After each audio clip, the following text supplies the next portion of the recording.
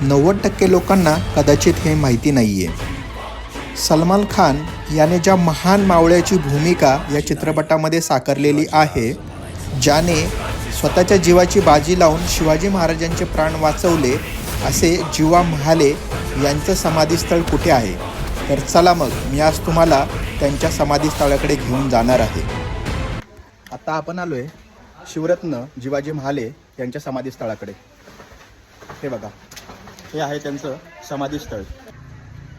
नमस्कार मित्रांनो, मी आत्ता उभा आहे तालुका भोर येथील आंबवडे गावामध्ये.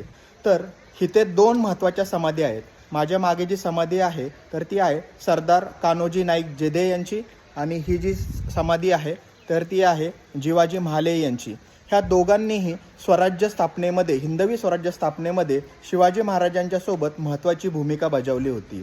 त्यातली कान्होजी जेदे यांची महत्त्वाची भूमिका म्हणजे ज्यावेळेला अफजल खान हा हिंदवी स्वराज्यावर चाल करून आला होता, त्यावेळेला ह्या भागातील सर्व देशमुखांना आदिलशहानी त्यांच्याबरोबर सामील होण्यासाठी विनंती केली होती.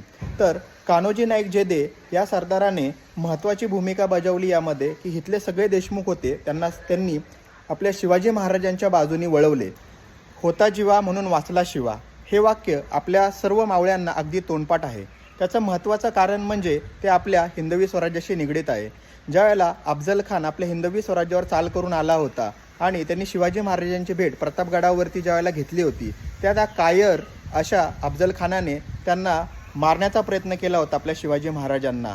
तर त्यावेळेला त्यांचे अंगरक्षक होते जिवाजी महाले, आणि अफजल खानाचा अंगरक्षक सय्यद बंडा याने शिवाजी महाराजांवरती ज्यावेळेला हल्ला करायचा प्रयत्न केला, त्यावेळेला त्यांचा दानपट्ट्याने हात कापून जिवाजी महाले यांनी शिवाजी महाराजांचं रक्षण केलं होतं.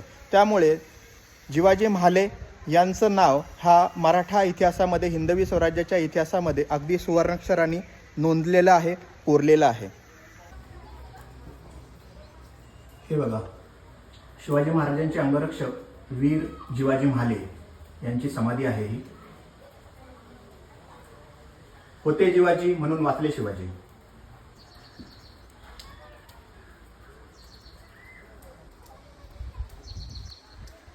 आणि ह्यांच्याच बाजूला एक दुसरी समाधी आहे, ती पण आपल्या हिंदवी स्वराज्यातले एक महत्त्वाचे सरदार कान्होजी नाईक जेदे.